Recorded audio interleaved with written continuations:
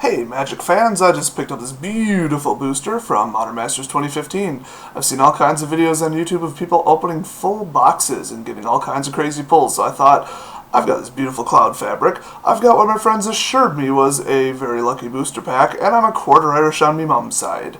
So let's see if all that culminates into one good pull. What do you guys think of this new format? I mean, I've heard all kinds of things in comments, but I think I know what I think of it.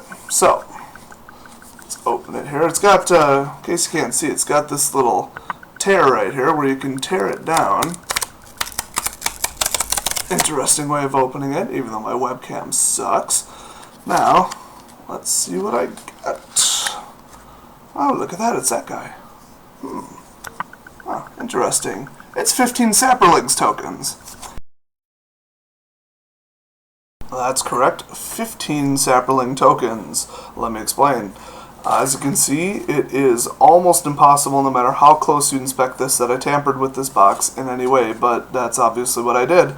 I'm not going to go into detail, obviously, because I'd be promoting fraud, but I found another method for opening these, let's say. Didn't require lasers or chemicals or anything. I mean, I could probably train a chimpanzee to do it just because they have thumbs. So it's not that hard to refill the pack without breaking the seal. So let me explain why I think this is a problem. Actually, this should come as no surprise to anybody else who's been with Magic for a while, and you know all the different fraudulent, I don't know, things that people have done, like box mapping and that sort of thing.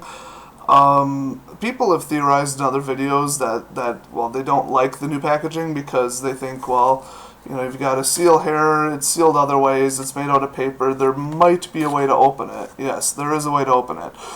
Not exactly difficult, like I said earlier. So here's the breakdown of what I think people might be doing. They'll go online and they'll say, hey, I have a half box available of individual boosters, you know, sealed, unopened, blah, blah, blah, whatever.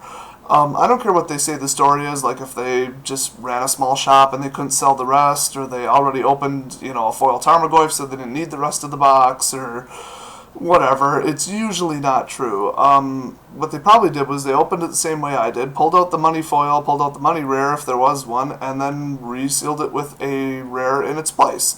So unless you buy 1,000 to prove it, and, you know, good luck telling eBay that, oh, hey, I didn't pull anything great, they're, you know, defrauding me.